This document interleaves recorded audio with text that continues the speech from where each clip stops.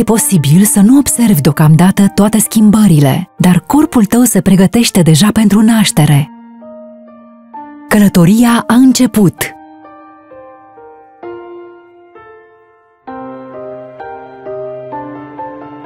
În episodul anterior am văzut cum s-a format prima celulă a unei noi vieți. Acum se divide pentru a crea embrionul și placenta. Cordonul umbilical face legătura dintre placentă și bebelușul tău, fiind sursa lui de viață.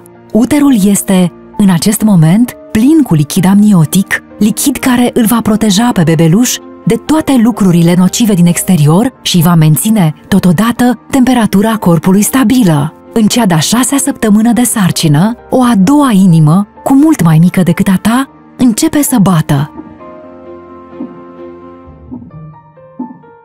În a 8-a săptămână, sarcina ta poate fi confirmată în cadrul unei ședințe de ecografie.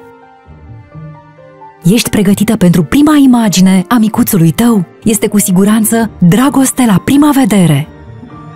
În această săptămână, inima delicată a bebelușului tău bate de 150 de ori pe minut, adică de 2 ori mai rapid decât a ta. De-a lungul acestor săptămâni, corpul tău produce mai multe fluide pentru a putea umple uterul cu lichid amniotic. De aceea, cantitatea de apă pe care o bei ar trebui să crească. Toate aceste schimbări hormonale pot fi foarte obositoare. Corpul tău lucrează mai mult decât de obicei, odihnește-te cât poți de mult. Acesta e doar începutul. Sunt atât de multe alte lucruri pe care tu și bebelușul tău le veți descoperi împreună. Următorul capitol prezintă progresul din săptămânile 10-15. Pregătește-te să îți simți copilul dând din piciorușe. Nu te speria, cel mic face câteva exerciții. Pentru mai multe sfaturi practice despre sarcină, urmărește canalul Pampers România pe YouTube.